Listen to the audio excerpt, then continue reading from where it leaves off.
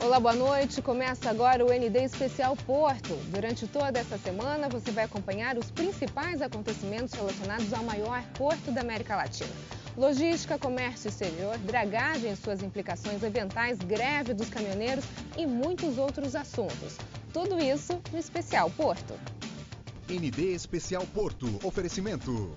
Transbrasa, soluções de qualidade em comércio exterior. Praticagem de São Paulo, segurança, proteção ambiental e tecnologia a serviço do Brasil. E DP World, criando o futuro agora. E o nosso bate-papo de hoje é com o diretor comercial da DP World Santos, Fábio Siquerino. Boa noite, Fábio, bem-vindo. Boa noite, muito obrigado. Boa noite a todos que nos acompanham aí hoje. Falar um pouquinho da história da DP World. Ela era antiga Embraport, isso no final do ano passado. Ela comprou a Embraport? A Embraport, na verdade, tinha dois acionistas, né? Um acionista era a DP World, que tinha 33% das ações. E no final do ano passado, ela acabou adquirindo 100% das ações. Então, nós nos transformamos, né, de Embraport para DP World Santos. O que isso acaba implicando no mercado portuário? Olha, a DP World, ela é um grupo, né, que tem operações portuárias em mais de 40 países. São 78 terminais portuários pelo mundo, né? Então, o importante disso é que a DP World ela já vinha aportando tecnologia de ponta em nosso terminal. E isso vai fazer com que, sendo 100% do grupo, ela vai continuar e, na verdade, vai aumentar os investimentos em tecnologia e infraestrutura dentro do terminal e aumentar o portfólio de serviços. Então, eu acho que o Porto de Santos acaba ganhando isso em função de produtividade, né? Geração de emprego, porque nós temos projetos bastante ambiciosos para o Porto de Santos, com geração de novos empregos. Eu acho que alinhando a estratégia global da DP World com a estratégia da DP World Santos, que é parte integrante do grupo agora, vai ser um benefício muito grande para a sociedade, né, e para o comércio exterior brasileiro.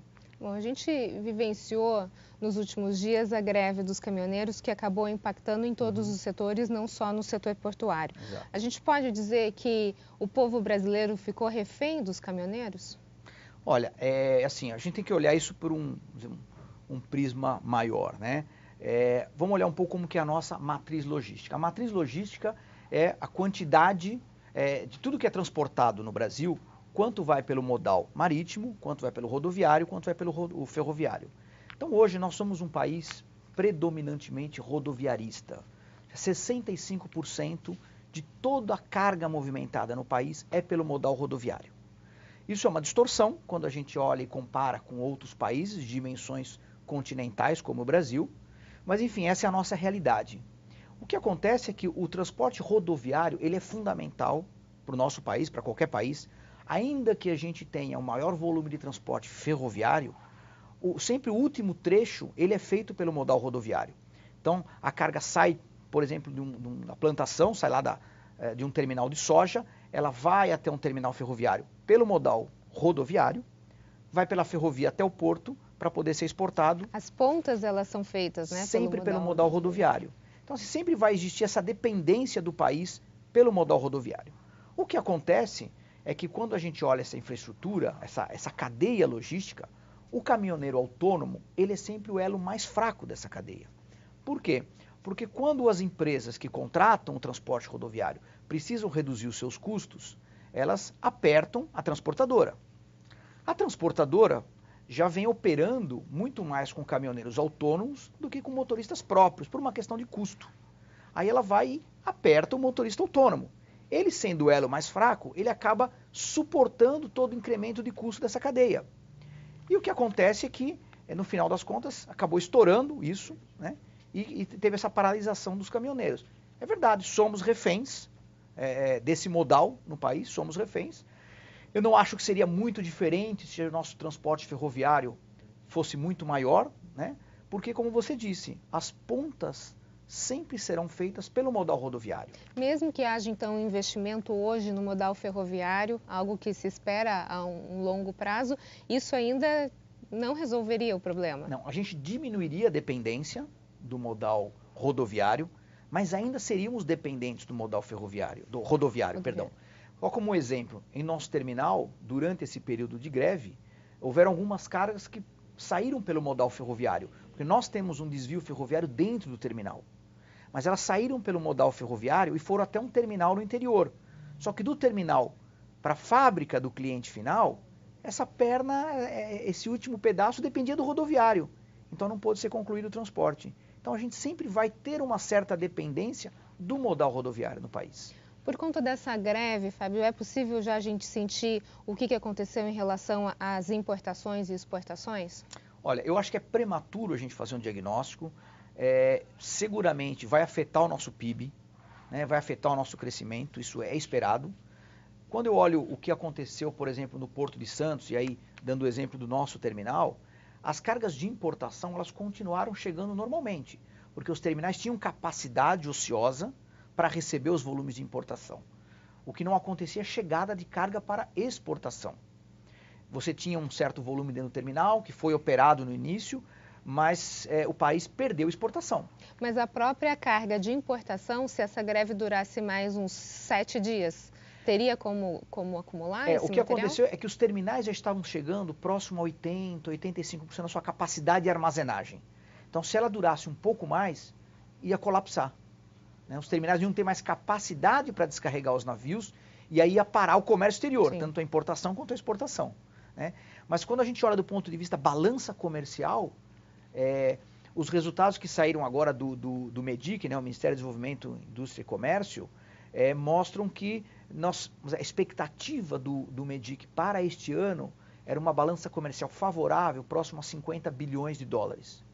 O acumulado até maio está na faixa de 25 bilhões de dólares, o que está em linha. Então, foi pouco afetado ainda, né, as exportações, mas nos próximos 2 meses a gente vai ter um panorama mais claro de quanto isso afetou a nossa balança comercial. O reflexo não é imediato, na não verdade, é imediato. né? Ele vai um pouco... Exato, porque as importações continuaram chegando e as exportações foram freadas. Então, esse efeito a gente vai perceber nos próximos 2 meses, a gente vai ter uma visão mais clara de quanto isso está afetando o nosso PIB e a nossa economia. Mas terá reflexo. Se esperava um respiro maior da economia agora, né? A gente estava pegando aquele fôlego para dizer agora saímos da recessão, da questão do desemprego. Isso pode estar em dúvida se isso vai acontecer por conta dessa greve? A gente pode dizer que a gente está retomando o caminho ou ainda é um momento de rever o que está acontecendo? Olha, se a gente olhar os números do Porto de Santos, por exemplo, a gente vinha crescendo, em abril bateu recorde de volume comparado a 2017, movimentamos 46 milhões de toneladas no primeiro quadrimestre do ano, né? Representou aí cerca de 12% de crescimento em relação ao primeiro quadrimestre de 2017, então a gente vinha num crescimento bom do comércio exterior brasileiro. O que acontece é que vai ter reflexo. Se o reflexo vai ser suficiente para impedir esse crescimento, é difícil dizer ainda. Mas que a gente vai perder um pouco o fôlego de crescimento, vai perder. Agora que a esperança estava chegando, né? Exatamente. No próximo bloco a gente continua a falar sobre o Porto de Santos. Nós voltamos em instantes. Até já.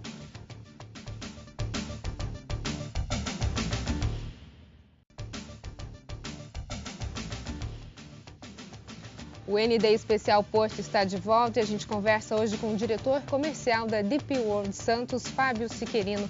Fábio, vamos falar agora um pouquinho sobre um assunto que dói no bolso, né? Vamos falar um pouquinho sobre tributos. Okay. A questão do ISS. A Câmara de Santos ela aumentou o ISS portuário. Isso depois do setor declarar que temia os impactos no aumento. Ficou aquela briga, né, entre prefeitura e o setor portuário. Como é que você vê essa situação hoje? Olha, não tenho dúvida de que isso impactou, né? Um aumento de mais de 66% no imposto, no ISS, foi de 3% para 5%. Agora, assim, o que acontece é que a gente está repassando isso para a cadeia. Então, no final das contas, quem vai pagar isso é o consumidor final, porque isso afeta diretamente 2% da nossa receita, isso vai ser repassado para os nossos clientes, que provavelmente vão repassar para os seus clientes até chegar lá na gôndola do supermercado. O que minha grande expectativa com relação a isso é de que esse imposto realmente gere benefícios para a sociedade, né? Que a prefeitura consiga reverter isso em benefício dos cidadãos. Então, porque se isso de um lado a acontecer, gente tem uma prefeitura que não tem dinheiro, né? A gente tem não só a prefeitura de Santos, como várias da nossa região e do Brasil afora, a gente tem um problema de caixa nas prefeituras, nos governos dos estados, nesse sentido que está bastante complicado. Então, se espera uma receita um pouco maior, né? Agora também se espera um investimento de retorno à população. Com certeza, com certeza. Nós, por exemplo, a gente utiliza uma parte desse ISS que a gente paga para a prefeitura em benefício de alguns programas. Então tem o Promify, que é um programa de incentivo ao esporte. Esse ano nós vamos gastar um pouco mais de R$500 mil em investimentos nesse sentido, né? Que vai, vamos dizer, afetar mais ou menos 1.000 pessoas, pelo menos, né? Com programas de incentivo de campeonatos e torneios e outras atividades esportivas. Então é uma forma da gente reverter um pouco disso para a sociedade. E o que a gente espera realmente é que o cidadão possa ver um benefício no aumento da carga tributária. Esse é o drama de todos nós, né? Agora, um dos itens na discussão em relação ao ISS é a questão da possibilidade de causar um desemprego maior no setor portuário. O senhor acredita nisso? Olha, o que a gente tem observado é o seguinte, nós, como outras empresas aqui, tem programas de investimento, de crescimento, né? Na maioria das vezes, esses novos investimentos implicam em você contratar mais mão de obra, né? Então eu vou citar um exemplo nosso, né? Nós iniciamos agora a operação de celulose no terminal. Então é um investimento novo, investimento de 700 milhões, né? E que vai gerar 230 empregos diretos. Quando a gente olha esse tipo de investimento, a gente tem que refletir muito sobre a real necessidade de eu acrescentar 230 novos integrantes ao terminal, porque isso afeta o custo, né? Afeta o custo. Então eu preciso rever, dá para eu melhorar a produtividade e contratar menos para reduzir meu custo? Porque de algum lugar isso daí tem que sair, né? Então eu acho que passa por uma reflexão maior e um detalhamento realmente da necessidade de eu gerar aquele novo emprego. As empresas vão passar. Isso realmente pode afetar a geração de novos empregos, sem dúvida. Um dos vereadores, quando votou essa questão, pensou em fazer esse aumento de forma escalonada. Ao invés de 3 para 5, ficaria em 2 anos 3,5%, depois 4,5%, até chegar aos 5%. Não foi aprovado, foi direto desse aumento de 5%. O senhor imagina que se isso fosse escalonado, os impactos para o setor portuário seriam menores? Com certeza. Os impactos, assim, se você puder escalonar qualquer aumento de custo, né, para todo mundo, se você puder escalonar isso e fazer um planejamento melhor, você consegue se estruturando para aquele aumento de custo. Agora, todas as empresas já tinham feito seus orçamentos para 2018. Né? Então, o orçamento não previa 5% de ISS. Sim. Né? Muitos contratos não previam isso. Então, você abre uma renegociação com seus clientes. Os seus clientes vão ter que repassar isso para o produto final. Então, se você consegue ter um melhor planejamento dos seus custos, você consegue adequar melhor a situação e rever os seus investimentos de uma forma mais adequada à nova realidade. Isso não aconteceu. E em relação ao IPTU, como é que ficou a cobrança do IPTU? No nosso caso, ele é um pouco diferente, Roberta, porque nós somos um terminal privado, né? E sendo um terminal privado, a terra ela é nossa. Então nós já pagamos IPTU. Então, na verdade, o IPTU ele afetou os terminais que são concessões. Porque como eles não são o dono da terra, né, normalmente é o proprietário da terra que paga o imposto sobre a terra. Então eles não pagavam. Né? Nós, como terminal privado, a gente já tinha isso. Então para nós não mudou nada. Na verdade afetou os nossos concorrentes. O que acaba gerando até um certo desconforto para eles por conta dessa briga com a prefeitura, né? Claro, eu acho que gera desconforto para ele, mas também você alinha todo mundo a nível de competitividade, né? Porque é uma diferença, né? Você tem um terminal que paga IPTU, outro que não paga IPTU. Enfim, assim, nós não vamos entrar no mérito dessa discussão, porque a gente já vinha pagando, então para nós não mudou nada, né? Seria bom se tirasse de todo mundo, aí era outra história. Agora, a gente sempre menciona o Porto de Santos como o principal da América Latina, enfim, o mais importante. Como é que está a estrutura dele? A gente pode dizer que ele é condizente com o título que ele leva? Não, eu acho que o Porto de Santos, como o principal porto da América Latina, ele precisa se renovar. O que vem acontecendo? Os navios lá fora estão ficando cada vez maiores, né? E nós temos uma limitação no Porto de Santos para a entrada de navios. O maior navio de container que entrou aqui no Porto de Santos tem 340 metros de comprimento. Então, o que os armadores querem fazer? Eles precisam para também melhorar os seus custos e atender a demanda do comércio brasileiro, trazer navios maiores. Hoje o navio tem capacidade para 10 mil teus. Um teu é um container equivalente a um container de 20 pés, aquele container menor, mais ou menos 6 metros de comprimento. Então, os navios têm capacidade para 10 mil desses containers. Eles querem trazer navio de 12 mil, de 14 mil. Isso vai ajudar para o produto brasileiro ser mais competitivo lá fora também. Só que nós não temos, nós temos limitação de comprimento para entrar esses navios, nós temos limitação de calado, que é a profundidade do canal de acesso ao porto. Então, isso começa a colocar em xeque o protagonismo do Porto de Santos como o maior porto da América Latina. Quando a gente olha o índice de competitividade global, o Brasil é o 80º, na posição 80.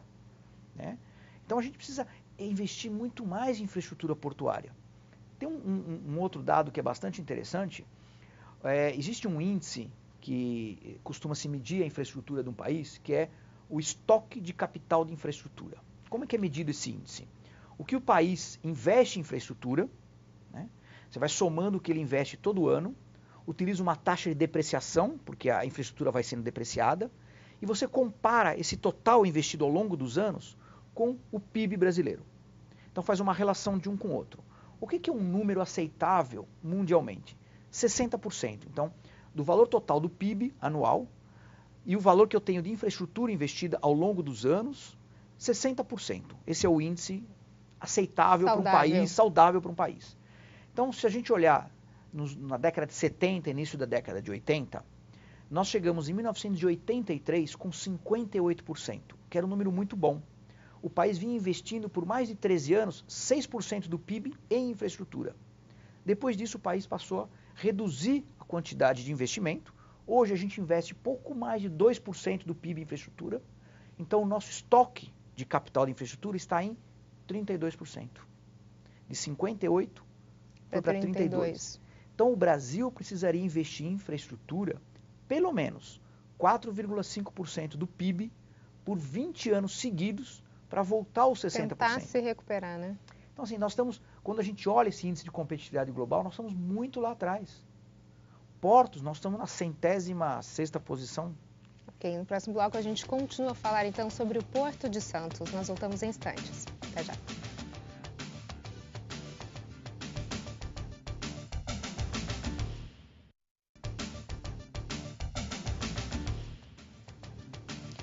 O ND Especial Porto está de volta e o nosso assunto de hoje são assuntos relacionados ao Porto de Santos, greve dos caminhoneiros, e a gente conversa com o diretor comercial da DP World Santos, Fábio Siqueirino. Fábio, a gente estava falando sobre a questão da infraestrutura e do Porto de Santos em relação aos outros portos. Por que países como o Paraguai, por exemplo, o Peru, estão à frente do Brasil em termos de qualidade portuária? Olha, acho que é importante a gente olhar também capacidade dos portos desses países. Então, por exemplo, o Paraguai não tem acesso a mar, ele tem alguns portos hidroviários, tem um PIB muito pequeno, uma população pequena, então fica um pouco mais fácil, se você faz um bom trabalho em poucos portos, você consegue uma infraestrutura eficiente para um país que tem cerca de 20% do seu PIB gerado por agricultura, como é o caso do Paraguai. Mas você, quando olha o Brasil tem 35 portos organizados, mais de 160 ou 180 terminais privados. É uma quantidade muito grande para você poder investir ao mesmo tempo e manter uma infraestrutura adequada, para o comércio exterior brasileiro. Então, assim, é mais complicado. Mas como eu comentei há pouco, o Brasil carece de investimentos em infraestrutura. Então, o Peru, por exemplo, tem, se você pegar lá os portos do Peru, em containers, tem capacidade 2,5 milhões de teus, que é o container menor, A nossa capacidade aqui no Brasil é muito maior. Só o Porto de Santos tem cerca de 6 milhões de teus de capacidade. Então, esses complexos portuários muito maiores, ao longo da costa brasileira, 8 mil quilômetros de costa, realmente é um trabalho difícil de você manter toda a infraestrutura adequada e comparável com o Paraguai, com o Uruguai, com o Peru. E por isso que para eles também é um pouco mais fácil. Você faz um bom investimento em 2, 3 terminais, está resolvido o seu problema. Porto, então, nós temos uns problemas um pouco maiores pelas dimensões continentais do país. A gente pode dizer que a gente está vivendo uma asfixia portuária? Olha, eu acho que ainda, em matéria de infraestrutura, de acesso aos portos, eu acho que nós precisamos trabalhar nisso urgente, né? Em termos de capacidade portuária, eu acho que ainda vai demandar um tempo para a gente chegar num nível de asfixia portuária. Eu acho que ainda tem um período a caminhar. Para você ter uma ideia, a gente está... Se você olhar o Programa Nacional de Logística Portuária, na última revisão feita, eles falam que o Porto de Santos vai movimentar 9 milhões de TEUs em 2060. Então, 9 milhões de TEUs em 2060. Hoje a gente tem capacidade para 6 milhões. Se todos os investimentos dos outros terminais de contêineres aqui em Santos, nos seus processos de renovação, tudo acontecer, nós vamos ter 8 milhões de TEUs. E segundo esse levantamento do governo, né, do Programa Nacional de Logística Portuária, o Porto de Santos vai movimentar 9,5 milhões, eu acredito, em 2060. Então, assim, eu acho que nós temos ainda muito fôlego para contêiner no Porto de Santos a nível de capacidade. É o que eu acredito. Agora, eu acho que a gente precisa resolver urgente, e é um tema urgente, a questão do calado do Porto de Santos. Porque se outros... tema recorrente, né? Há anos se fala disso. Se você vai nos eventos, é só mudar a data, porque os assuntos são o acesso ao porto, o calado do porto. Se a gente não resolver isso, outros portos o farão, né? E o Santos vai perder o protagonismo. E está acabando com a competitividade do porto, né? A gente tem alguns portos aqui, Porto de Itajaí, o Porto do Espírito Santo, que já se perde muito para esses portos por conta da competitividade na questão de tributos, na questão do calado, né, de infraestrutura. Já que você tocou nesse assunto de infraestrutura, falando um pouquinho sobre as obras na entrada da cidade de Santos, que também são obras na entrada do porto, acaba sendo tudo a mesma coisa, né? Já se fala que município já colocou a sua verba lá, já começaram as obras. O governo do estado também já anunciou. Falta a questão da União. Como é que o senhor vê isso? É uma novela que parece que não vai ter fim ou começa agora os últimos capítulos? Não, eu acho que a gente está indo para os últimos capítulos, eu realmente acredito nisso. Agora, tem um ponto importante para o Porto de Santos, que é a questão da ferrovia. Nós estamos falando de ferrovia aqui. Nós precisamos melhorar e aumentar a capacidade do acesso ferroviário ao Porto de Santos. Porque quando você aumenta a capacidade ferroviária, nós vamos tirar muitos caminhões da cidade. Né? Muitos caminhões que chegam com soja, com grãos, com container, com tudo isso, acessando o porto. Nós precisamos melhorar o acesso. Para melhorar o acesso, implica também investimento por parte dos concessionários ferroviários. Agora, a história do... Assim, você precisa resolver uma coisa antes disso, que é a renovação antecipada das concessões ferroviárias. Elas vencem agora em 2026. Então, se a gente não resolver essa questão, por que eles vão continuar investindo se não tem tempo hábil para você depreciar o teu retorno sobre investimento? Então, precisamos dessa segurança também. Esses são pontos que, quando a gente olha o índice de competitividade global e todas as pesquisas feitas por Banco Mundial, os pontos que sempre aparecem é questão regulatória. Ok, então. Fábio, muito obrigada pelas suas informações. Sucesso. Muito obrigado. Foi um prazer estar aqui. O ND Especial Porto fica por aqui. Você acompanha agora o Jornal da Band. Uma ótima noite para você. Até mais.